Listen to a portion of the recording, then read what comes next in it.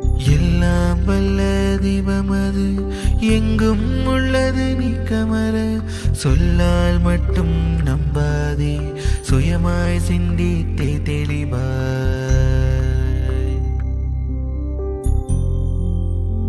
வாழ்க வையகம், வாழ்க வையகம், வாழ்க வளமுடன்.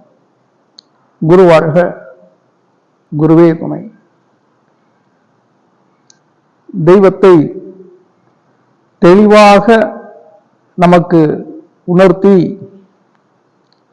அமைதி, ஆனந்தம், ஆரோக்கியம் சார்ந்த வாழ்வுக்கு வழிவகுத்த நம் ஆசான் அருட்தந்தை வேதாத்ரி மகர்ஷி அவர்களுக்கு குரு காணிக்கையையும் நன்றியையும் வணக்கங்களையும் தெரிவித்துக் கொள்கின்றேன். வேதாத்திரியத்தை நமக்கு அறிமுகப்படுத்தி வேதாத்திரிய விளக்கங்களை நமக்கு கற்றுத்தந்து வேதாத்திரிய வழியில் நடத்தி கொண்டிருக்கோம் நமது பொறுப்பாளர் பேராசிரியர் பிரபாகரன் ஐயா அவர்களுக்கும் நன்றிகளையும் வணக்கங்களையும் வாழ்த்துக்களையும் தெரிவித்துக் கொள்கின்றேன். புனிதமான இந்த சபையில் வீட்டிருக்கும் தலைவர் ஐயா அவர்களுக்கும் துணைத் தலைவர் ஐயா அவர்களுக்கும் பொருளாளர் ஐயா, செயலாளர் ஐயா மற்றும் நிர்வாகிகள், முன்னாள் தலைவர் அப்புசாமி ஐயா அவர்கள் மற்றும் இருபால் இறையன்பர்கள் அனைவருக்கும் சிறந்தார்ந்த நன்றிகளையும் வணக்கங்களையும் வாழ்த்துக்களையும் தெரிவித்துக் கொள்கின்றேன். நான் உங்கள் வீட்டு பிள்ளை. இந்த தவ மையத்தில் அறிவித்திருக்கோயிலில் வளர்க்கப்பட்ட ஒரு மாணவன். இந்த மேடையில் இந்த சபையில் மிக்க மகிழ்ச்சி தரக்கூடிய இன்னும் ஒரு விஷயம், அதை குருவின் ஆசீர்வாதம் என்று நான் சொல்கின்றேன். என்னை வேதாத்திரியத்துக்கு அழைத்து வந்து என்னை அறிமுகப்படுத்திய என்னுடைய 30 வருட நண்பர், கரெக்டாக 96ல நாங்கள் சந்தித்தோம் ஃபர்ஸ்ட் 10-12 வருடங்கள் ஒரு தனியார் நிறுவனத்திற்கு இருவரும் ஒன்றாக பணிபுரிந்தோம். நண்பர் மாரிமுத்து ஐயா அவர்கள், அவர்தான் என்னை இந்த வேதாத்திரியத்துக்கு அழைத்து வந்தவர். அவர் இன்று வருவதாக எனக்கு தகவல் இல்லை. திடீரென்று இந்த அறிவித்திருக்கோயில் அவரை பார்த்தவுடன் மகிழ்ச்சிதான். ஆலியாரிலிருந்து வந்திருப்பது போன்ற உணர்வு. பொள்ளாச்சியிலிருந்து ஐயா அவர்கள் வந்திருக்கின்றார்கள். மகரிஷியின் ஆசீர்வாதங்கள் கிடைத்ததாக நினைத்து மகிழ்ச்சி அடைகின்றேன். இன்றைய சத்சங்க நிகழ்விலே தங்கம் செய்யாததை சத்சங்கம் செய்யும் அப்படிங்கிற தலைப்புல எனது சிற்றறிவுக்கு எட்டிய ஒரு சில வேதாத்திரிய சிந்தனைகளை உங்களிடம் நான் பகிர்ந்து கொள்ள விரும்புகின்றேன். ஒரு சில வாரங்களுக்கு முன் இது போன்ற ஒரு சத்சங்கத்துல ஒரு பேராசிரியர் சொன்ன வாசகம் தான் இது. தங்கம் செய்யாததை சங்கம் செய்யும் என்று சொன்னார்கள். அதை கொஞ்சம் மாற்றி தங்கம் செய்யாததை சத்சங்கம் செய்யும் என்ற தலைப்பில் பேசலாம் என்று விருப்பப்பட்டேன். அதற்கு சில காரணங்கள். முதல்ல இந்த தலைப்பை முதல்ல கேட்கும்போது ரொம்ப கேட்சியா இருந்தது. இரண்டாவது, நாளை அக்ஷய திதி. தங்கம் வாங்கினால் செல்வம் பெருகும். இந்த அக்ஷய திதி நாளில் தங்கம் வாங்கினால் அந்த வருடம் முழுவதும் செல்வம் பெருகும், தங்கம் நிறைய குவியும் அப்படி என்பது ஒரு சில வருடங்களாக மக்கள் மனதிலே நிகழக்கூடிய ஒரு நம்பிக்கை. அது எந்த அளவு உண்மை என்ற ஆராய்ச்சிக்கு நான் செல்ல விரும்பவில்லை. அதனால அதுவும் ஒரு காரணம். மூன்றாவது, முன்னாடியெல்லாம் பார்த்தீங்கன்னா நம்முடைய இந்த அறிவித்திருக்கோயில் தவமையமாக இருக்கும்போது ஒரு சிறிய ஓட்டு கட்டிடம். அப்போ அரங்கம் நிறையும் அளவுக்கு 30-40 அன்பர்கள் சத்சங்கத்துக்கு மாரிமுத்து ஐயா அவர்களுக்கு தெரியும் அப்படி இருப்பாங்க. ஆனா இன்னைக்கு ஒரு பிரம்மாண்டமான அறிவித்திருக்கோயில் அங்க உருவாயிருக்குது. ஆனா சத்சங்கத்துக்கோ இல்ல பயிற்சிக்கு கூட வந்துட்டு இருக்காங்க. ஆனா சத்சங்கத்துக்கு இந்த வருடம் மார்கழி தவத்துக்கும் கூட அந்த அன்பர்களுடைய எண்ணிக்கை மிகவும் கம்மி. அதெல்லாம் பார்க்கும்போது சத்சங்கத்தின் அந்த பெருமையை சற்று மறந்து விட்டார்களா நமது அன்பர்கள் என்றுதான் என்ன தோன்றுகின்றது. அதற்காகவும் இந்த தலைப்பை எடுத்தேன். தங்கம் அப்படின்னு பாத்தீங்கன்னா அதை பத்தி ஒரு சில அடிப்படை விஷயங்கள் அதை சொல்ல விரும்புகின்றேன். இந்த உலகத்தில் வேதியியல் பிரிவில் கண்டுபிடிக்கப்பட்ட தனிமங்களின் எண்ணிக்கை மொத்தம் 118. இந்த 118 தனிமங்கள்ல அணு எண் அட்டாமிக் நம்பர் வரிசையில தங்கத்தின் அட்டாமிக் நம்பர் 79. ஒவ்வொரு தனிமத்துக்கும் ஒரு சிம்பல் உண்டு. அது மாதிரி தங்கத்தோட சிம்பல் AU, அதாவது அவுரம் அப்படிங்கிற ஒரு லத்தீன் சொல்ல இருந்து இந்த தங்கம் எடுக்கப்பட்டது. இந்த AU அப்படிங்கிற சிம்பல் எடுக்கப்பட்டது. இந்த அவுரம் அப்படிங்கிற லத்தீன் வார்த்தைக்கு ஷைனிங் டான், அதாவது ஒளிரக்கூடிய விடியல் அப்படின்னு ஒரு பொருள் உண்டு. தங்கம் உலகத்துல அதிகமா எடுக்கப்படக்கூடிய நாடு முதல்ல சைனா, அதுக்கப்புறம் பாத்தீங்கன்னா Australia, Russia, America, Canada, south Africa, Mexico ஆகிய நாடுகள்லாம் தங்கம் அதிகமாக எடுக்கப்பட்டு வருகிறது தங்க சுரங்கங்கள் வாயிலாக. கிட்டத்தட்ட ஒரு 304 வருடங்களுக்கு முன்பாக இந்தியாவில் இந்த நாடுகளுக்கு சமமாக தங்கம் இருந்தது.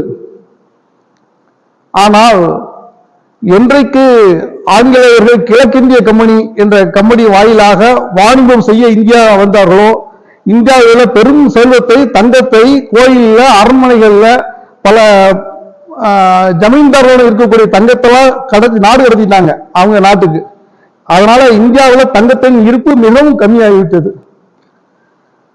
ஒட்டுமொத்த தங்கத்துல பாத்தீங்கன்னா தங்கம் ஒரு கனமான உலகம். மகரிஷி கூட இதை கூப்பிடுகின்றார். அந்த கனத்தின் காரணமாக பூமிக்கு அடியே 3000 கிலோமீட்டருக்கு கீழே தங்கம் இருக்குது. அந்த 3000 கிலோ, அதாவது ஒரு அவுன்ஸ் தங்கம், ஒரு அவுன்ஸ் அப்படிங்கிறது 31 கிராம் கிட்டத்தட்ட.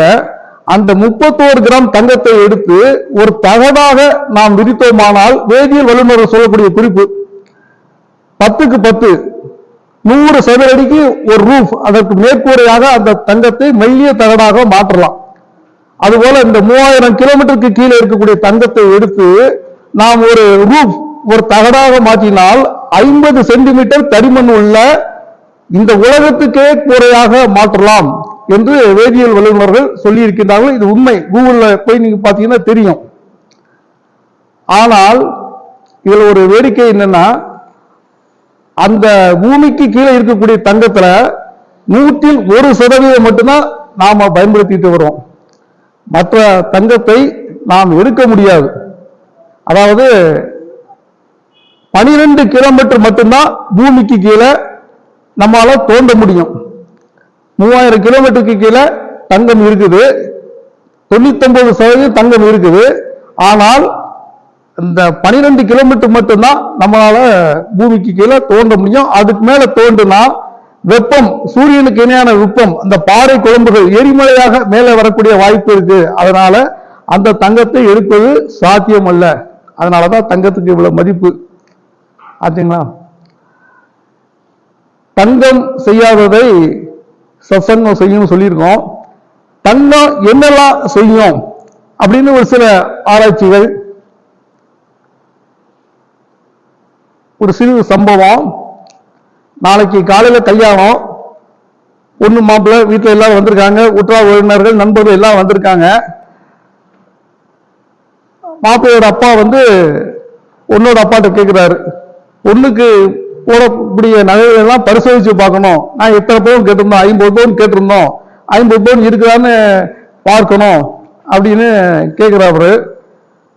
அவருக்கு கொஞ்சம் தயக்கம். அப்புறம் உண்மையை சொல்றாரு, ஐயா நீங்க 50 பவுன் கேட்டிருந்தீங்க, ஆனா ஒரு 5 பவுன் கம்மியாகுது. அதை இன்னொரு 6 மாசத்துக்கு நாங்க போட்டுறோம். அதனால நீங்க தயவு செய்து கோவப்படாதீங்க அப்படிங்கிறாரு. அதெல்லாம் முடியாது. 5 பவுன் நாளைக்கு காலையில வரல அப்படின்னா என் பையன் உங்க பொண்ணு கழுத்துல தாலி கட்ட மாட்டான் அப்படிங்கிறாரு. தங்கம் வரவில்லை. இந்த 5 பவுனால கல்யாணம் நின்று போச்சு. இது ஒரு கற்பனை கதை இல்லை. இத மாதிரி இதுக்கு முன்னாடி நம்ம நாட்டுல நிறைய நடந்திருக்குது. நம்ம நாட்டுக்கும் மற்ற நாடுகளுக்குள்ள வித்தியாசமே அதுதான். நம்ம நாட்டுல தங்கம் என்பது பெண்களின் திருமணம் சார்ந்த விஷயமாக இருக்கிறது. மற்ற நாட்டுல அப்படி இல்லை. மற்ற நாடுகளில் தங்கம் சேமிப்பு, ஜஸ்ட் இன்வெஸ்ட்மெண்ட். ஆனா இங்க அப்படி இல்லை. திருமணம் சார்ந்த நிகழ்வுகளுக்கு தங்கம் ஒரு அடிப்படை தேவையாக இருக்கிறது. இதனால இப்ப பாத்தீங்கன்னா அந்த போர் சூழல் காரணமாக அதிகமாக பாதிக்கப்பட்டிருப்பது இந்தியா தான். அதே மாதிரி இன்னும் ஒரு சம்பவம். இது ஒரு கதை, கற்பனை கதை. இந்த கதையை சொன்னவர் நம்ம பேராசிரியர் ராமமூர்த்தி ஐயா அவர்கள். ஒரு சிவராத்திரி நிகழ்வு. மதுரையில சொக்கநாதரும் மீனாட்சியும் அவங்களுக்கு திடீர்னு ஒரு ஆசை, சிவராத்திரி அன்னைக்கு எல்லா சிவாலயங்களையும் கூட்டம் கட்டுக்கடங்காத கூட்டம், நாம போய் ஒரு நகர்வலம் மாதிரி இந்த ஊரை சுற்றி வரலாம், மக்கள் எப்படி எப்படி கோயில்ல இருக்கிறாங்க, என்னென்ன பண்றாங்க அப்படின்னு சிவனும் பார்வதியும் தம்பதி சமேதராக வானத்தின் வழியாக அப்படியே போயிட்டு இருக்கிறாங்க. ஒவ்வொரு கோயிலா போயிட்டு இருக்காங்க. ஏதோ ஒரு கோயில் பாக்குறாங்க. அந்த கோயிலையும் பாத்தீங்கன்னா சிவராத்திரிக்கு கட்டுக்கடங்காத கூட்டம். பார்த்தோன்னே அந்த கோயில அப்படியே வந்துடுறாங்க, சிவபார்வதி ரூபத்துல வந்துடுறாங்க. பாக்குறவங்க எல்லாம் ஏதோ நாடக கம்பெனியிலிருந்து வர்றாங்க, சிவபார்வதி வேஷம் போட்டு வர்றாங்க, சிவராத்திரி இல்லையா அப்படின்னு அவங்க நினைச்சிட்டு இருக்காங்க. ஆனா உண்மையான சிவன் பார்வதி இது கற்பனை கதை தான். அப்படி உண்மையான சிவன் பார்வதி இல்லை அப்படிங்கிறது அவங்களுக்கு தெரியல. இவங்க நேர கற்ப கிரகத்துக்கு பக்கத்துல போறாங்க. அங்க அர்ச்சகர் இருக்காரு. அவர் அடுத்த நினைக்கிறாரு, எந்த கம்பெனில இருந்து வர்றீங்க, நீங்க என்ன சிவபார்வதி வேஷமா அப்படிங்கிறாரு. இல்ல நாங்க உண்மையிலே கடவுள் தான் அப்படிங்கிறாரு. அவங்க நம்பல. காமெடியெல்லாம் பண்ணாதீங்க, நீங்க கடவுள்லாம் இல்ல, சிவசக்தி மாதிரி வேஷம் போட்டு வந்திருக்கீங்க. அப்போ சிவன் சொல்றாரு, இல்ல உண்மையிலே நாங்க கடவுள் தான் அப்படின்னு. உடனே அவரு டக்குன்னு, சரி நீங்க சொல்றதாவது கடவுளாக இருக்கட்டும், இந்த பித்தளை மணி இருக்கு, இதை நீங்க தங்கமாக்கி காமிங்க பார்க்கலாம் அப்படின்னு அந்த அர்ச்சகர் சொல்றாரு. இது என்ன பெரிய விஷயமா அப்படின்னு சொல்லிட்டு அந்த சிவன் அந்த பித்தளை மணியை தொடுறாரு. அது உடனே தங்கமா மாறிவிடுது. கூட்டம் பார்த்து திகைச்சு போயிடுறாங்க. எல்லாருக்கும் தெரிஞ்சு போச்சு, இவங்க கடவுள் தான் வந்திருக்கிறது, சிவசக்தி கடவுள் தான் உண்மையே வந்திருக்காங்க அப்படின்னு. எல்லாரும் உடனே இந்த சம்பவத்துக்கு எல்லாம் வெளியே ஓடிட்டாங்க. எல்லாரும் பயந்து ஓடிட்டு இருக்காங்கன்னு அர்ச்சகர் கூப்பிடுறாரு. எல்லாரும் ஓடிட்டாங்க. ஏன் ஓடுறாங்கன்னு அர்ச்சகருக்கு புரியல.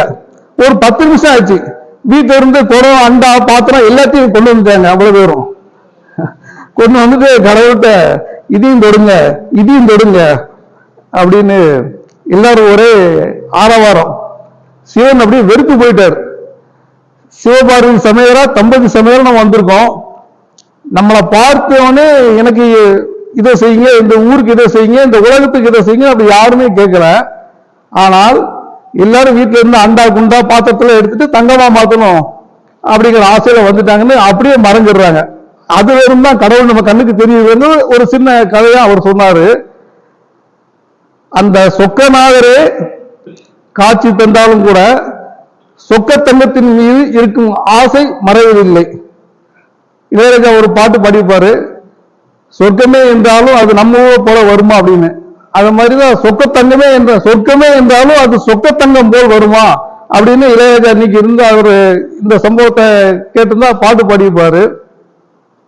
இப்படி தங்கம் செய்யக்கூடிய நிகழ்வுகள் நிறைய இருக்குது. இன்னும் ஒரு சின்ன சம்பவத்தை மட்டும் சொல்லிக்கிறேன். ஒரு ஞானிகிட்ட ஒரு திருடன் அவன் ஐயா நாளையிலிருந்து நான் ஒரு தொழில் தொடங்கலான் இருக்கேன், என்ன ஆசீர்வாதம். இவர் திருடன் அவருக்கு தெரியாது. நாளைக்கு அஷ்டமி தேதி வேற, நாளைக்கு தொழில் தொடங்கினா அமோகமா இருக்கும், என்ன ஆசீர்வாதம் பண்ணுங்க அப்படிங்கிறாரு. அந்த திருடன் சொல்றான். உடனே ஞானி என்ன தொழில் பண்ண போற அப்படின்னு, நான் தங்கத்தை முதலீடா வச்சு ஒரு தொழில் செய்யலான் இருக்கேன். சரி உன்னுடைய தொழில் அமோகமா நடக்கட்டும், எவ்வளவு மூலதனம் அப்படின்னு கேட்கிறாரு. அது எடுத்தாதான் தெரியும் அப்படிங்கிறாப்புல. எடுத்தாதான் தெரியும், போட்டாதான் தெரியும், எடுத்தாதான் தெரியும் சொல்றீங்க அப்படிங்கும்போது, இல்லைங்கய்யா இவ்வளவு நாளும் சின்ன சின்ன திருட்டா பண்ணிட்டு இருந்தேன், சாலையில போறவங்கிட்ட வர்றவங்கிட்ட 2 பவுன் 3 பவுன் இப்படித்தான் வச்சு பண்ணிட்டு இருந்தேன். எனக்கு பெரிய லெவல்ல தொழில் பண்ணணும்னு ஆசை. நாளைக்கு இந்த ஊர் ஜமீன்தாரு வெளியூர் போறாரு, அவரு வீட்லயே தங்க எடுக்கலான் இருக்கேன், எப்படியும் ஒரு 50-100 பவுன் கிடைச்சா பரவாயில்ல, நீங்க தான் ஆசீர்வாதம் போடணும் அப்படிங்கிறாப்புல. இப்படி தங்கம் என்பது திருட்டு, கொலை, கொள்ளை என்ற பல குற்றங்களுக்கு வழிவகுக்கிறது. போன வாரம் கூட டிவியில செய்தி வந்தது. நான் விருதுநகர்ல திமுக வேட்பாளர், அவர் பிரச்சாரத்துக்காக போயிருக்காரு. அவர் வீட்டுல 122 பவுன் தங்கம் திருட்டு போயிருக்குது. இப்படி தங்கம் மக்கள் மத்தியில ஒரு தவறான செயல்களை செய்வதற்கு நிறைய தூண்டி விடுகிறது. சரி, தங்கத்தை பத்தி பேசியாச்சு. இன்னும் அடுத்ததான் நம்ம மேட்டர், சங்கம், சத்சங்கம். சத்சங்கம் நமக்கு என்ன செய்யும்? சத்சங்கம் அப்படிங்கன்னா என்ன? ஐயா முதலே துரையா சொன்னாங்க. சத்துனா மெய்ப்பொருள், மெய்ப்பொருள் காட்டக்கூடிய இயக்கம், இறை அருளை நமக்குள் உணர்த்தக்கூடிய ஒரு இயக்கம் தான் சத்சங்கம். ஆதிசங்கரர் ரொம்ப அழகா சொல்வாரு, சத் சங்கத்வே நித் சங்கத்துவம். அதாவது மனதில் ஒரு பற்றற்ற நிலையை உருவாக்கி மனதில் இருக்கக்கூடிய மாயையை, மயக்கங்களை நீக்கி இறைநிலையோடு நம்மை ஒன்ற வைப்பது, அதுதான் சத்சங்கம். எல்லா விஷயத்தையும் மகரிஷி வித்தியாசமா சொல்லுவாங்க, ஆனா ரொம்ப ஈர்ப்பா இருக்கும். மகரிஷி சொல்வார் சத்சங்கத்தை பத்தி ஒரு கருத்து, எங்கே நல்லவர்கள் கூடி, எங்கே நல்லவர்கள் சிந்தித்து, நல்லவர்கள் பேசி ஒருங்கிணைந்து இறைநிலையை தியானம் செய்கின்றார்களோ அங்கேதான் சத்சங்கம் இருக்கின்றது. ரொம்ப அழகா சொல்லியிருப்பாங்க. ஔவையார் நம்முடைய தமிழ் மூதாட்டி ஒரு பாடல் பாடியிருப்பாங்க.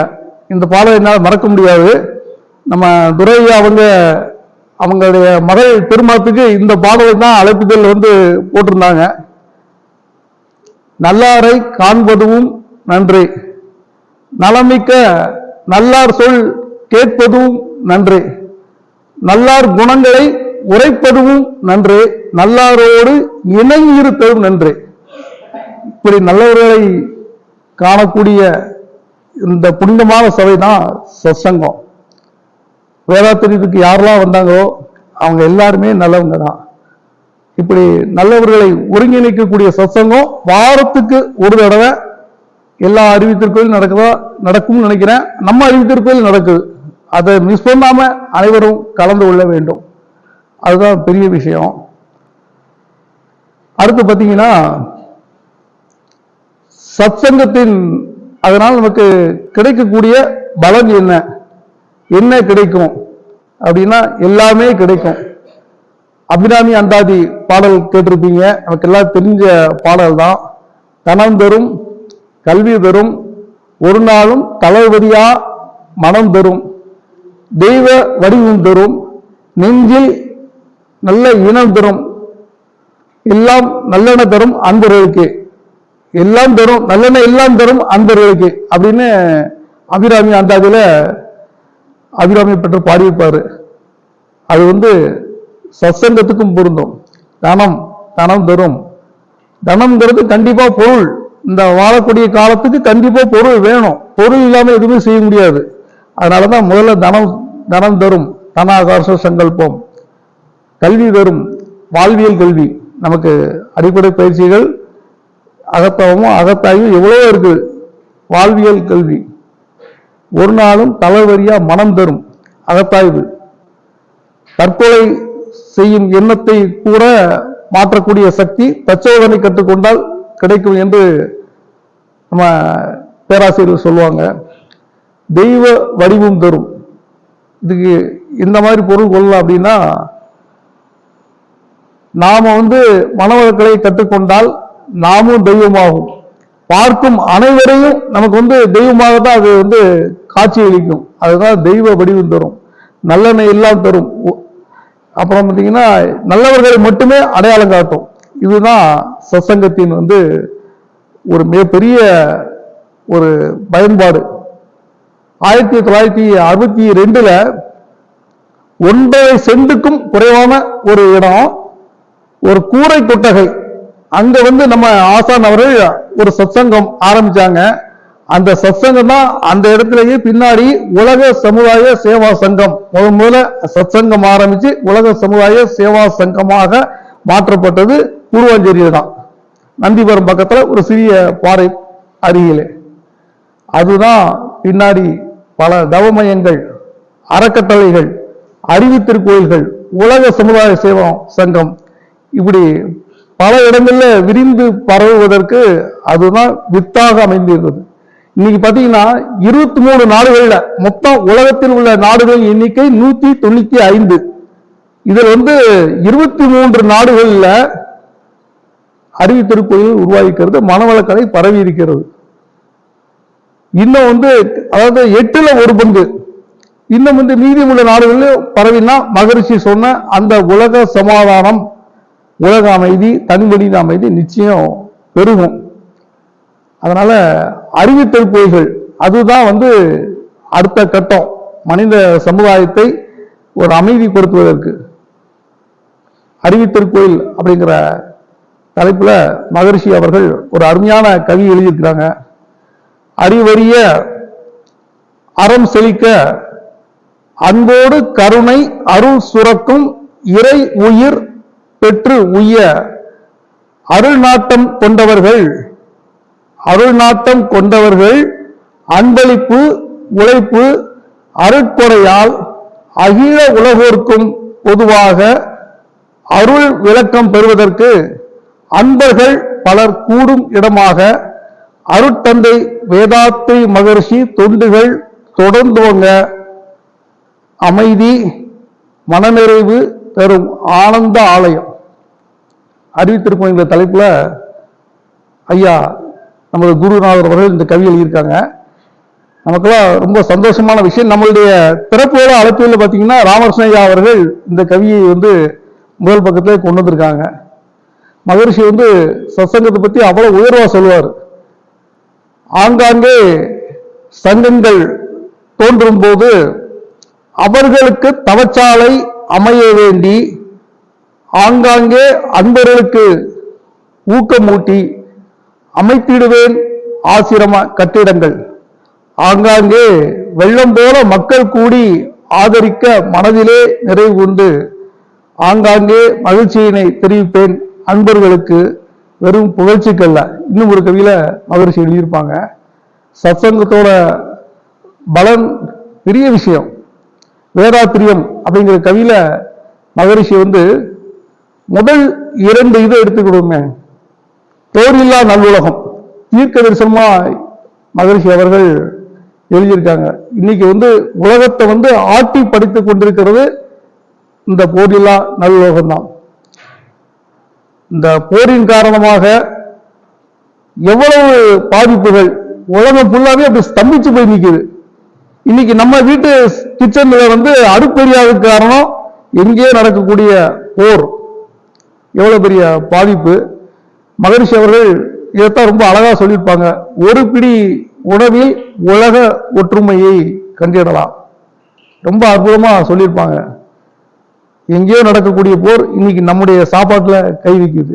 அது மட்டுமல்ல, அந்த கச்சா பொருளுக்கு இன்னொரு பேர் என்ன, திரவ தங்கம். அதுவும் தங்கம் சார்ந்த விஷயம் தான். தங்கம் தான் நமக்கு தெரியும். திரவ தங்கம் அப்படின்னா பெட்ரோலியம், கச்சா பொருள். இந்த கச்சா பொருள் கிடைக்காதனால உலகமே எல்லா நாடுகளிலுமே எல்லாவித இயக்கங்களுக்கும் எந்தவித ஒரு அடிப்படை பொருளான பெட்ரோலியம் கிடைக்காம மிகவும் பாதிக்கப்பட்டிருக்கிறது. அது நம்ம நாடுகளில் தங்கம் அந்த விலை ஏற்றத்தின் காரணமாக பெண்கள் சார்ந்த திருமணங்கள் இதெல்லாம் ரொம்ப பாதிக்கப்பட்டிருக்கிறது. கிட்டத்தட்ட ஒரு 1.5 வருஷத்துக்கு முன்னாடி ஒரு பவுன் 40,000 42,000 தான் இருந்தது. ஆனா இன்னைக்கு 1,36,000 போயிடுச்சு. இன்னைக்கு 1,15,000 அந்த ரேஞ்சில் போயிட்டு இருக்கு. தங்கம் என்னெல்லாம் செய்யும் அப்படின்னா, ஒரு சின்ன உதாரணம் சொல்றேன். இன்னைக்கு மாலை ஊத்துக்குழி அறிவித்திருக்கோயில்ல கலந்து கொள்ள அன்பர்களுக்கெல்லாம் 100 மில்லிகிராம் அளவுல தங்கம் வழங்கப்படும் அப்படின்னு நம்ம தலைவர், பொருளாளர், செயலாளர்லாம் சேர்ந்து ஒரு அறிவிப்பு இன்னைக்கு வாட்ஸ்அப்ல விட்டுருந்தா 100 மில்லிகிராம் தங்கம் இன்னைக்கு 1,500 ரூபாய். ஒரு அறிவிப்பு மட்டும் விட்டுருந்தாங்கன்னா ஒட்டுமொத்த ஊத்துக்குழியில ஒரு பாதி பேராவது வந்திருப்பாங்க. இன்னைக்கு கண்டிப்பா வந்திருப்பாங்க. தங்கத்தின் மீது இருக்கக்கூடிய மோகம் அப்படி. தங்கம் எல்லாம் செய்யும், ஆனால் தங்கம் செய்யாததெல்லாம் சத்சங்கம் செய்யும். ஏன்னா சத்சங்கம் அப்படிங்கிறது இறைவன் கொடுத்த தங்கம், அது நம்மகிட்ட இருக்குது. அது வேற எதுவும் இல்லை, நம்ம அங்கம். அங்கம்னா உடல், நம்முடைய உடல் ஆரோக்கியம். அதற்கு வழி செய்வது சத்சங்கம். பக்தி மார்க்கத்துல ஒரு பாடல் கொஞ்ச நாளைக்கு முன்னாடி நான் பார்த்தேன். இந்த பாடலை நம்ம ராமகிருஷ்ண ஐயா தான் அவர் இந்த கைலாசநாதர் குரூப் அதுல போட்டிருந்தாரு.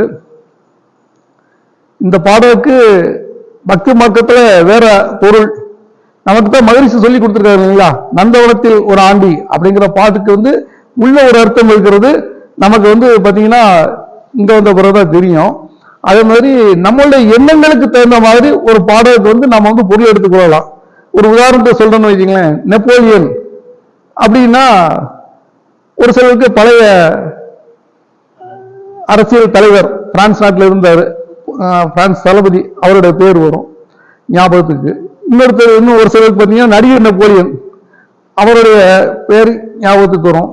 நம்முடைய குடிமகனுக்கு நெப்போலியன் அப்படின்னா என்னதான் இருந்தாலும் கூட நெப்போலியன் மாதிரி வராது அப்படிங்கிற ஞாபகம் வரும். அவரோட எண்ணத்துக்கு தகுந்த மாதிரி இந்த பாடலை பக்தி மார்க்கத்துக்கு வேற ஒரு பொருள் உண்டு. சேரமான் நாயனார் எழுதியிருப்பாரு. இதுக்கு பக்தி மார்க்கத்துக்கு விளக்கம். இதுக்கு நான் என்னுடைய கற்பனைக்கு தகுந்த மாதிரி கொஞ்சம் நான் வேற மாதிரி உருவகப்படுத்துகிறேன். இந்த பாடலை சொல்றேன். பொன்வண்ணம் எவ்வண்ணம் அவ்வண்ணம் மேனி ஒளிந்திலங்கும், மின்வண்ணம் எவ்வண்ணம் அவ்வண்ணம் பிரிசடை கீழ் வெள்ளி குன்றம், தன்வண்ணம் எவ்வண்ணம் அவ்வண்ணம் மால்விடை அழகிய நந்தி, தன்னை எறிந்த என் வண்ணம் அவ்வண்ணம் ஆயின ஈசனுக்குமே. இதுக்கு பக்தி மார்க்கத்துல வேற விளக்கம். நான் சத்சங்கம் சார்ந்து சொல்றேன். சத்சங்கம் பொன்வண்ணம் எவ்வண்ணம் அவ்வண்ணம் மேனி ஒளிந்து இளங்கும். சத்சங்கத்துக்கு வந்தா இந்த அடிப்படை பயிற்சிகள்லாம் கற்றுக்கொண்டா, அகத்தாய்வு கற்றுக்கொண்டால் பொன் மாதிரி நம்முடைய மேனி உடல் அழகாக இருக்குமா. மின்வண்ணம், மின்னுனா மின்னல், மின்னலுக்கு கிடைக்கக்கூடிய சக்தி எப்படி? மின்வண்ணம் எவ்வண்ணம் அவ்வண்ணம் விரிசடை கீழ் வெள்ளி குன்றம். விரிசடைனா ஒரு கருமேகம், கருமேகத்துக்கு கீழே வெள்ளி குன்றம்னா இமயமலை. இமயமலை மனதுக்கு சக்தி கிடைக்கும். அதுக்கப்புறம் தன்வண்ணம் எவ்வண்ணம் அவ்வண்ணம் மால்விடை, மால்விடைனா நந்தி. மனம் வெள்ளையா இருக்கணும், எந்த அப்பழுக்கு இல்லாமல் எந்த குறைகளும் இல்லாமல் மனம் வெள்ளையா இருக்கணும். அடுத்த வரி அதுதான் முக்கியமான வரி. தன்னை அறிந்த மகிழ்ச்சியாகத்தான் சொல்லுவாங்க. தன்னை அறிந்துங்கிறது வேதாத்திற்கு வந்த பிறகு நம்ம சொல்ல முடியும். தன்னை எறிந்த என் வண்ணம், தன்னை எறிந்த என் வண்ணம் அவ்வண்ணம் ஆயின ஈசனுக்குமே. இது ரொம்ப பாராட்டப்பட்ட விஷயம்னா, என்ன மாதிரிதான் கடவுள் இருக்கிறார் அப்படிங்கிறாப்ல. என் வண்ணம், அது கடவுள் மாதிரி நான் இல்லை அப்படின்னு அவர் சொல்லல. தன் வண்ணம் அறிந்த என் வண்ணம் ஆயின ஈசனுக்குமே. அப்ப பாருங்க, கடவுளமா உயர்ந்தவனா. அது ஒரு தன்முனைப்புல சொல்லல, கடவுள் மேல பக்தியில சொல்றாரு. அது மாதிரி சத்சங்கம் இவ்வளவு செய்யும். போரில்லா நல்லுலகம் அதுதான். அதை அதைத்தான் மகரிஷி அவர்கள் இந்த வேதாத்திரியத்துல முதல்ல சொன்னது. இது இப்ப நடக்கக்கூடியதுன்னா ஒரு தற்காலிக நிகழ்வு தான். புயலுக்கு பின் அமைதி. அதே மாதிரி ஒரு குறிப்பிட்ட காலங்களுக்கு அப்புறம் உலகம் ஃபுல்லா வேதாத்திரியம் பரவும். அப்ப பாத்தீங்கன்னா அந்த மகரிஷி அவர்கள் குறிப்பிட்ட மகரிஷி 150 வருஷங்கள் அதுக்கு ஒரு டெட்லைன் கொடுத்துருக்காங்க. அதுக்கப்புறம் பாத்தீங்கன்னா அந்த உலக சமாதானம், ஓருலக கூட்டாட்சி, அதெல்லாம் நிச்சயமாக நடக்கும், மாற்றுக்கிறதுக்கு இடமில்லை. அடுத்து பாத்தீங்கன்னா இதுக்கு வர்ற சத்சங்கம். சத்சங்கத்துக்கு பல அன்பர்களை நான் நிறைய டைம் கூப்பிட்டுருங்க, போன்ல நேர்ல பார்க்கும்போதெல்லாம். அதுக்கு நான் யாரையும் குறை சொல்லல. ஒரு சிலர் சொன்ன விளக்கங்களுக்கு நான் இங்க பதில் சொல்ல கடமைப்பட்டிருக்கின்றேன். ஒரு அன்பர் சொன்னாங்க, சத்சங்கத்துக்கு என்ன கிடைக்குது, புதுசா யாரும் அவர் திருப்பி சொன்னதை தான் சொல்லிக்கிட்டு இருக்காங்க. அரைச்ச மாவே தான் அரைத்துக் கொண்டிருக்கின்றார்கள், இப்படி சொல்லுவாங்க. இதுக்கு எனக்கு தெரிஞ்ச பதில் என்னன்னா, நம்ம வீட்டில் போய் கோயிலில் போய் சாமி கும்பிடுறோம். உள்ளூர் கோயில் மட்டும் இல்லாம அடிக்கடி திருப்பதி போறோம், திருவண்ணாமலை போறோம், இப்படி வெளியுள்ள கோயில்களுக்கும் போய் சாமி கும்பிடுறோம். என்னதான் சாமி கும்பிட்டாலும் கூட வீட்டில் வந்து நான் சாமி கும்பிடாம இருக்குமா? டெய்லி காலையில் எழுந்திரிச்சு பூஜை அறையில வீட்டுக்குள்ள சாமி கும்பிடுறோம், மனதுக்குள்ளாவே சாமியை நினைச்சு கும்பிடுறோம். அது மாதிரி தான் நீ யூடியூப்ல பாருங்க, பெரிய பெரிய பேராசிரியர்கள் எவ்வளோ வர்றாங்க, பேசுறாங்க, கேட்குறீங்க. ஆனாலும் கூட இங்க வரணும், வாரத்துக்கு ஒரு தடவை வரணும். இது நம்முடைய கடமை. ஒன்னாச்சுங்களா? அரைத்த மாவையே அரைத்தார், அதான் திருப்பி திருப்பி கேட்டுக்கிட்டே இருக்கோம். சலிச்சு போச்சுன்னு ஒரு குற்றச்சாட்டா ஒரு அன்பர் சொன்னாங்க. காலையில 7 மணிக்கு டீ குடிக்கிறோம், 10 மணிக்கு ஒரு டீ குடிக்கிறோம், 4 மணிக்கு திருப்பி சாயங்காலம் குடிக்கிறோம், இடையில வேற அப்பப்போ டீ குடிப்போம், நாளைக்கும் குடிப்போம், நாளை வச்சு குடிப்போம், இருக்கிற வரைக்கும் நம்ம குடிப்போம். ஆனா சளி போயிடுங்களா?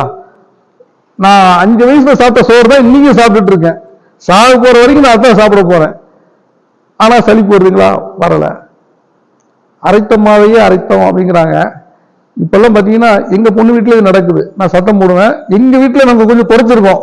எப்படின்னா, வேலைக்கு போறவங்க வீட்டுல எல்லாருமே பாத்தீங்கன்னா தினசரி மாவு அரைக்கிறது இயலாத காரியம். மாவு அரைச்சு ஃப்ரிட்ஜில் ஞாயிற்றுக்கிழமை வச்சாச்சுன்னா என் பொண்ணுல ஒரு வாரத்துக்கு வச்சுக்குவாப்புல. 4-5 பாத்திரத்தை வச்சு ஒரு வாரத்துக்கு அரைச்ச மாவு தான் எடுத்து எடுத்து அவிக்கிறது. நாங்க 2 நாள் 3 நாள், ஏன்னா நம்ம வந்து மணக்கலைக்கு வந்திருக்கோம், அதனால 2 நாள் 3 நாள் தான் யூஸ் பண்றோம். வைங்களேன், அரைத்த மாவு தான் எடுத்து எடுத்து அவிச்சிட்டு இருக்கோம். இதுக்கெல்லாம் நமக்கு சலிப்பு வரல. ஆனால் வந்து பேராசிரியர்கள் சொல்லக்கூடிய அந்த ஒரு சிந்தனை இருந்து கேட்டதை நம்ம கேட்டுட்டு இருக்கோம். புதுசா என்னதை சொல்லிட்டாங்க அப்படிங்கிற மாதிரி ஒரு சலிப்பு எனக்கும் கூட சில சமயம் வந்திருக்கு, இல்லையோ சொல்லலை. ஆனால் அது வர இருந்தாலும் பரவாயில்ல, இங்க வரணும். அதுதான் மகரிஷி சொல்றாங்க. கோயில்ல கடவுள் நம்ம கண் முன்னா தெரியாம இருக்கு காரணம், ஏற்கனவே ஒரு கதை சொன்னேன். இன்னொரு காரணம் இருக்குது. எல்லாரும் டெய்லி கோயிலுக்கு போறோம், பிரார்த்தனை பண்றோம், இது வேணும், அது வேணும், இது வேணும், அது வேணும். அதுல சில பிரார்த்தனையிலிருந்து திரும்ப திரும்ப வந்துகிட்டே இருக்கும். கடவுளுக்கே சலிச்சு போச்சு. எப்போ பார்த்தாலும் பாத்தீங்கன்னா இந்த மாதிரி மாதிரி மாதிரி பிரார்த்தனைகள் இது சார்ந்து வந்தாலும் ஏதோ ஒரு பிரார்த்தனை பண்ண ஒரு டிமாண்ட் வைக்கிறாப்ல அப்படிங்கிற மாதிரி கடவுளுக்கு சலிச்சு போய் தான் நம்ம முன்னாடி கடவுள் வர்றதில்லை. கடவுளுக்கு அப்படி சலிப்பு வந்தா நமக்கு என்ன ஆகும் இல்லைங்களா? அதனால சத்சங்கத்தை பத்தி நாம அப்படி நினைக்க கூடாது. மகரிஷி அவர்கள் என்ன சொல்றாங்கன்னா, நல்ல நோக்கம் உடையவர்கள் ஒன்றிணையும் ஒரு கூட்டம் தான் சத்சங்கம்.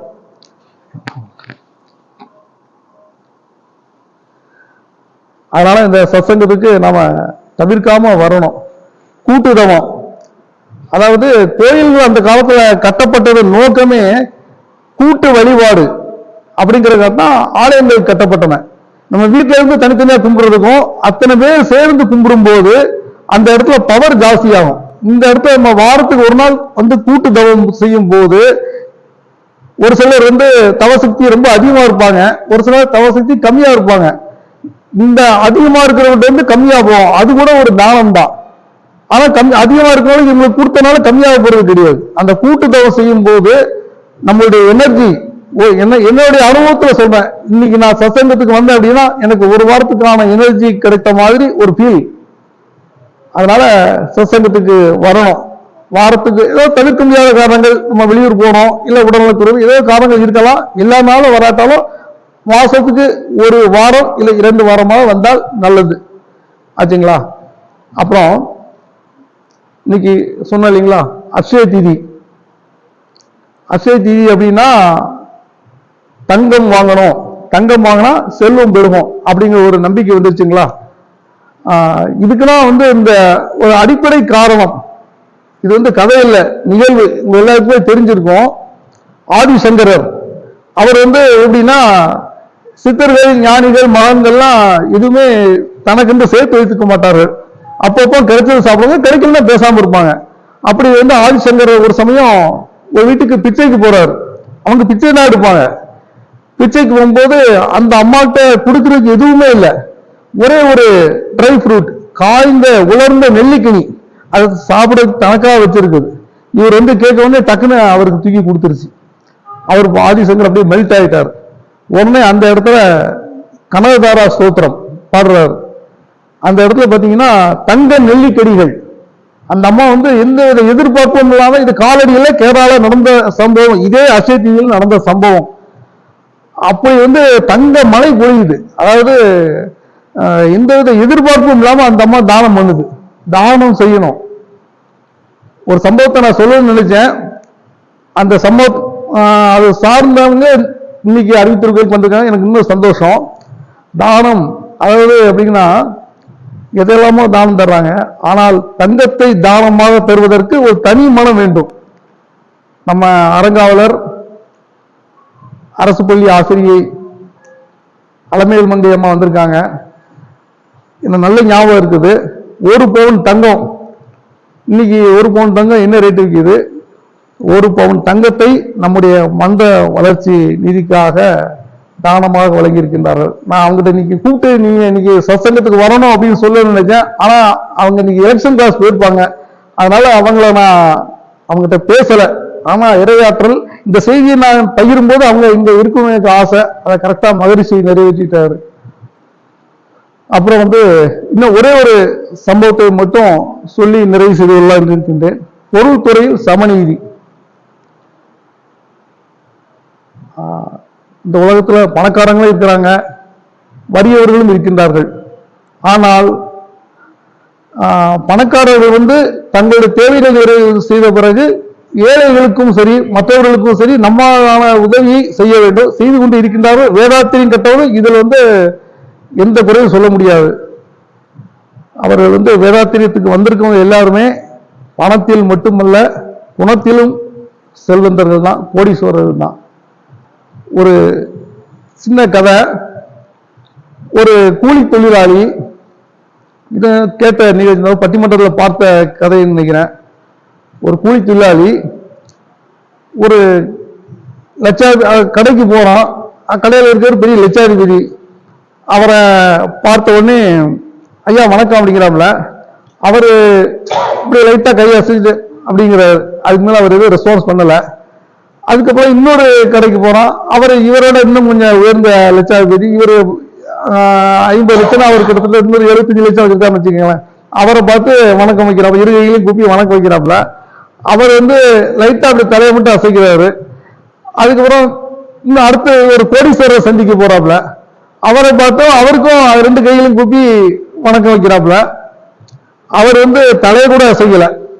இவன் பார்த்து முகத்தை திருப்பிக்கிட்டாரு. இது பல நாட்டுல நடந்துகிட்டு இருக்குது.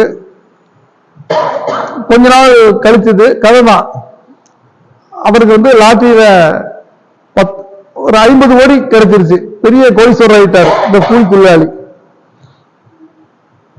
கூலி தொழிலாளி இருந்தவர் இன்னைக்கு 50 கோடிக்கு அதிபதி. மறுபடியும் அந்த முதல் கடைக்கு போறாப்புல. இவர் வணக்கம் வைக்கலான்னு கையை தூக்கிறதுக்கு மேல அவை எந்திரிச்சு வணக்கம் வச்சுட்டார். முதல்ல பார்த்த லட்சாதிபதி. ஐயா வணக்கம், நல்லா இருக்கீங்களா அப்படிங்கிறாரு. ஆமா நல்லா இருக்கேன்.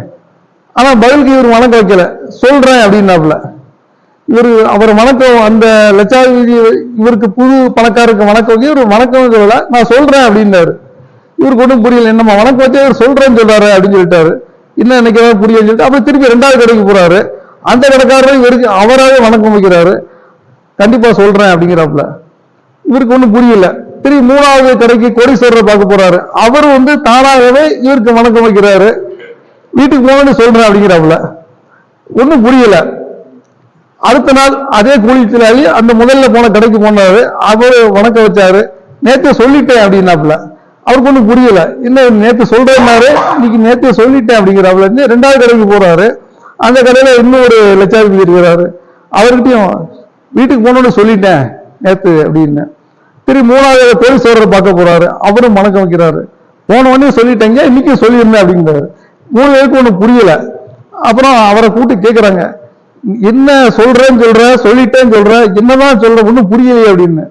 இவர் சொல்றாரு, நான் இதுக்கு முன்னாடி நான் வணக்கம் வச்சேன். ஆனா நீங்க தலையை கூட அசைக்கல. இன்னைக்கு நீங்களாவே எனக்கு வணக்கம் வைக்கிறீங்க. அதுக்கு காரணம் நான் இல்லை, என்கிட்ட இருக்கிற பணம், எங்க வீட்டுல இருக்கிற பணம். அதனால நீங்க வணக்கம் வச்சத நான் சொல்றேன்னு நேற்று சொன்னேன், இன்னைக்கு சொல்லிட்டேன்னு சொல்றேன். இதுதான் நடந்தது அப்படிங்கிறாப்புல. இப்படிதான் ஒரு சில பணக்காரர்கள், கோடீஸ்வரர்கள், அவர்களுடைய எண்ணங்கள் அந்த மாதிரிலாம் இருக்கும். ஆனால் நம்முடைய வேதாத்திரியத்துக்கு வந்தவர்கள், வேதாத்திரியம் கற்றவர்கள் எல்லாம் அப்படி அல்ல. நான் ஏற்கனவே சொன்ன மாதிரி தான், பணத்திலும் சரி மனத்திலும் சரி. அதாவது பணத்தை பார்த்து மதிப்பிடுபவன் மனிதன், ஆனால் குணத்தை பார்த்து மனத்தை பார்த்து மதிப்பிடுவது தான் இறைவன். அதுதான் திருவள்ளுவர் அழகா சொன்னாரு, அருள் இல்லாருக்கு அவ்வுலகம் இல்லை, பொருள் இல்லாருக்கு இவ்வுலகம் இல்லை அப்படின்னு. அந்த மாதிரி அருள் மனம் கொண்டவர்கள் நம்முடைய வேதாத்திரியத்துக்கு வந்தவங்க. இதுக்கு உதாரணத்துக்கு நான் ஏற்கனவே முன்னாடி நான் பகிர்ந்திருக்கேன். அதுக்கு ஒரு சாட்சி சம்பந்தப்பட்ட 2 பேரும் இன்னைக்கு இருக்காங்க. எனக்கு ரொம்ப சந்தோஷம். எல்லாம் அது மகரிஷியுடைய ஒரு ஆசீர்வாதமாக தான் நினைக்கிறேன். நம்முடைய நண்பர் மாரிமுத்தையா என்ற முன்னாடியே சொல்லியிருக்காங்க, ஒரு நாள் மிட்நைட்ல அவருடைய மகனுக்கு பிரேம்சந்தருக்கு ஒரு உடல்நல குறைவு ஏற்பட்டது. உடனே வெங்கடேஸ்வர சுவாமி ஐயா தலைவர் அவர்கள் வீட்டுக்கு போய் தகவல் சொல்லியிருக்காரு. 2 பேருமே சாட்சியா இருக்கிறாங்க. இதுக்கு முன்னாடி நான் இந்த விஷயத்தை நான் சொல்லியிருக்கேன். அப்போ வெங்கடசாமி ஐயா மட்டும் இருந்தாங்க, மாரிமுத்து ஐயா இல்லை. இன்னைக்கு 2 பேரும் வந்திருக்காங்கன்னா அதுக்கு மகரிஷியோடைய அந்த வாழ்க்கை அப்படின்னு நான் நினைக்கிறேன். உடனே வெங்கடசாமி ஐயா அவரே டிரைவ் பண்ணி கோயம்புத்தூருக்கு ஹாஸ்பிட்டலுக்கு கூட்டு போய் உடனே ட்ரீட்மெண்ட்டுக்கு ஏற்பாடு பண்ணி, எவ்வளவு பெரிய விஷயம். ஒரு கம்பெனிக்கு ஒர்க் பண்றவங்க அவங்க நினைச்சிருந்தாங்கன்னா வேற ஒரு ஆக்டிங் டிரைவர் போட்டு அனுப்பிச்சிருந்துருக்கலாம், இல்ல வேற மாதிரி கூட கேட்டுருக்கலாம், ஏன்பா நைட்ல கதை தட்டிய வேற ஏற்பாடு பண்ணக்கூடாது அப்படிலாம் கேட்டிருப்பாங்க. அந்த மாதிரி நினைக்கல அவர் ஐயா. அவங்க உடனடியாக எனக்கு மாரிமுத்தையா தான் இந்த விஷயத்தை சொன்னாங்க. அவர் சொல்லும்போது அவர் கண் கலங்குச்சு. நான் அந்த அவங்க வீட்டுல அவங்க எல்லாம் இருக்கும்போது அவங்களுக்குலாம் அப்படியே மெல்ட் ஆயிட்டாங்க. இதுதான் மனம். செல்வந்தருங்கிறது இதுதான். நம்ம வேதாத்திரியம் கற்றவர்கள் எத்தனையோ இருக்கிறாங்க. இந்த இப்படி எவ்வளவு அறிவித்திருக்கோயில் உருவாயிருக்கு. அது மாதிரி நம்ம நிறைய இருக்கிறாங்க. ஒவ்வொரு இடத்துலையும் ஒவ்வொரு ஐத்திரியும் இருக்கிறாங்க. அந்த மாதிரி பார்த்தீங்கன்னா பணத்தை பணமாக, இன்னைக்கு கூட டாக்டர் ஐயாட்ட நான் காலையில் பேசும்போது சொல்லிட்டு இருந்தேன். அவர் எத்தனை இடத்துக்கு பார்த்துருக்கேன், நான் கூட அவர் கூட போகும்போதெல்லாம் பார்த்துருக்கேன். பணத்தை அள்ளி கொடுப்பாரு. அது மாதிரி தான் நம்ம எல்லாருமே. நான் பொருளாளர் ஐயா, செயலாளர் ஐயா பணத்தை பணமாக பார்த்ததில்லை. நம்ம முன்னாள் தலைவர் அப்துசாமி ஐயா எல்லாருமே பார்த்தீங்கன்னா பணத்தை ஒரு தொண்டுக்காக மக்கள் கஷ்டப்படும் போது என்ன வேணுமோ அதை செஞ்சு கொடுத்துருக்காங்க. துரையா அவங்களுக்கு நல்லாவே தெரியும். இந்த நிதி மேம்பாட்டு குழு அப்படிங்கிற விஷயத்துக்காக துரையா கூட நானும் போயிருந்தேன். யாருமே மறுப்பு சொல்லலை. இது ஒரு சமுதாய தொண்டு அப்படிங்கிற விஷயத்துல எல்லாருமே பணத்தை அள்ளி கொடுத்தாங்க. அந்த மாதிரி பணம் அப்படிங்கிறது வேதாத்திரியம் கற்றவர்களுக்கு 2ஆம் பட்சம் தான். ஒரே ஒரு விஷயத்தை மட்டும் சொல்லி நிறைவு செய்து கொள்ளலாம் என்று இருக்கின்றேன். குரங்கு சாவதற்கு ஒரு புண் போதும் அப்படிம்பாங்க. அதே மாதிரி மனிதன் வாழ்வதற்கு ஒரே ஒரு குரு போதும். அவர் தான் நம்முடைய ஆசான் அடுத்தது வேதாத்திரி மகரிஷி அவர்கள். அவர்கள் சொன்ன அந்த வேதாத்திரிய விளக்கங்களை இது போன்ற சத்சங்கங்களோ நிறைய நம்ம தெரிஞ்சுக்க முடியும். சத்சங்கங்கள் அது எல்லாத்துக்குமே அடிப்படை. அந்த சத்சங்களை நாம் தவறாமல் பயன்படுத்திக் கொள்ள வேண்டும். இப்ப சொன்னீங்களா, ஒரே ஒரு சொல் நம்முடைய வாழ்க்கையே மாற்றிவிடும். பட்டினத்தா வாழ்க்கையில் அப்படிதான் நடந்தது. காதற்ற ஊசி கரைத்து வாராது அப்படின்னு அந்த வார்த்தை கேள்விட்டு அவர் அப்படியே மாறிட்டார். நம்முடைய மகரிஷி வாழ்க்கையே பார்த்தீங்கன்னா அவர் அதுக்கு 9வது வயதில் நடந்த சம்பவம். புலால் உணவால் ஏற்படும் கேடுகள் அப்படிங்கிறதுல ஒரு பாடல் படித்தார். அம்மாவென அலற ஆறுயிரை கொண்டறிந்தி இம்மானிடரெல்லாம் இன்புறுகின்றார். அம்மாவென்று ஓசை கேட்டு அகன்ற அம்மானிடருக்கு பொய்மா நகரில் புசித்த மனிதருக்கு என் சொல்வதோ. இந்த பாடல் தான் மகரிஷி அவர்களை புலால் உணவில் இருந்து அப்படியே டைவெர்ட் பண்ணிச்சு. அன்றிலிருந்து அவர் புலால் சாப்பிட நிறுத்தி விட்டார். அதே மாதிரி பார்த்தீங்கன்னா பக்தி மார்க்கத்தில் மகரிஷி அவர்கள் ரொம்ப ஈடுபாடு. சிறு வயதில் இருக்கும்போது அவர் அந்த எனது வாழ்க்கை விளக்கத்தை அந்த விஷயத்தை படிக்கலாம். அவர் பக்கத்து வீட்டில் போய் விநாயகர், அதாவது மார்கழி மாசம் போய் விநாயகரை கும்பிட போவாரு. மார்கழி மாசம் குளிர், விநாயகருக்கு குளிர்னு சொல்லிட்டு வெந்நீர் ஊற்றி அபிஷேகம் பண்ணுவாராம். அந்த அளவு அவர் பக்தி மார்க்கத்துல ரொம்ப ஆர்வமா இருந்தார். அப்படிப்பட்டவரை தாய்மானவர்கள் சுவாமிகளுடைய அங்கிங்கினாதபடி எங்கும் பிரகாசமாகி ஆனந்த பூர்த்தியானது எது? இந்த ஒரு பாடல் தான் அவருக்குள்ள சுத்தவெளி தத்துவத்தை அவருக்குள்ள உணர்த்தி பக்தி மார்க்கத்திலிருந்து அப்படியே டைவர்ட் பண்ணி ஞான மார்க்கத்துக்கு இன்னைக்கு நமக்கெல்லாம் ஒரு குருநாதர் கிடைத்திருக்கிறார் அப்படி என்றால் அதற்கெல்லாம் காரணம் அந்த ஒரே ஒரு பாடல், தாய் மாணவர் பாடல் தான். ஒரு பேராசிரியர் 3/4 மணி நேரம் 50 நிமிஷம் பேசுறாங்க. எல்லாமே நமக்கு கெட்ட செய்தி இருந்தாலும் ஏதாவது ஒரு செய்தி இருக்கும். அந்த ஒரு செய்தி நம்முடைய வாழ்க்கைக்கு மிகப்பெரிய டேர்னிங் பாயிண்டா இருக்கும். அப்படிப்பட்ட வலிமை மிக்கது சத்சங்கம். அதனால தங்கம் செய்யாதது சத்சங்கம் செய்யும். நமக்கு நல்ல மனம், நல்ல உடல், நல்ல வாழ்க்கை, இதுதான் பெரிய விஷயம். அவையார் அழகா சொல்லுவாங்க, தானத்திலும் தவம் செய்வதற்கு வானவர் வழி நாடு விரைந்திடுமே. அதுதான் தங்கம் வாங்கிறது பெரிய விஷயம் இல்லை. இந்த அக்ஷய தீதி நாளைக்கு வருது, அதுக்கு நம்மளால முடிந்த தானமும் தவமும் செய்வதற்கு வானவர் வழி நாடு விரைந்திடுமே. எந்த அளவுக்கு நம்ம தானம் செய்யறோமோ அந்த அளவுக்கு நமக்கு வாழ்க்கையில நல்ல விஷயங்கள், நல்ல புண்ணியங்கள் அதெல்லாம் கிடைக்கும். அந்த வகையில் இங்க இருக்கக்கூடிய அனைவருமே வேதாத்திரிய உணர்வாளர்கள், பணத்திலும் சரி, மனத்திலும் சரி, குணத்திலும் சரி, அனைவரும் உயர்ந்த பண்பாளர்கள், சான்றோர்கள். இப்படிப்பட்ட நல்லோர்களை நாம் அடிக்கடி காண்பதற்கு தான் இந்த சத்சங்கம். அதனால சத்சங்கத்தின் பயன்களை மென்மேலும் நம்மால் முடிந்தவரை கடைபிடிப்போம். அனைத்து சத்சங்களுக்கும் வருகை தருவோம். வேதாந்தத்தை கற்றுக்கொண்டு வாழ்க்கையை ஆனந்தமயமாக வாழச் செய்வோம். இத்தனை நிமிடங்களும் என்னுடைய சிற்றறிவுக்கு நான் ஏற்கனவே சொன்ன மாதிரி உங்கள் வீட்டு பிள்ளை, இந்த அறிவித்திருக்கோயில் வளர்க்கப்பட்ட மாணவன். இல்லை நான் சொன்னதில் ஏதாவது நல்ல விஷயம் இருக்கா இருந்தது அப்படின்னா அது வேதாத்திரி மகரிஷிக்கும் உங்களுக்கும் பிரபாகர் ஐயாவுக்கும் சேரட்டும். இல்லை நான் ஏதாவது தப்பா பேசியிருந்தா அந்த முழு தவறையும் அதுக்கு பொறுப்பாக நான் ஏற்றுக்கொள்கின்றேன். எனது அழைப்பையும் அன்பையும் ஏற்று வந்திருக்கும் உங்கள் அனைவருக்கும் சிறந்தாழ்ந்த நன்றிகள், வாழ்த்துக்கள். வாழ்க வளமுடன், வாழ்க வளமுடன், வாழ்க வளமுடன்.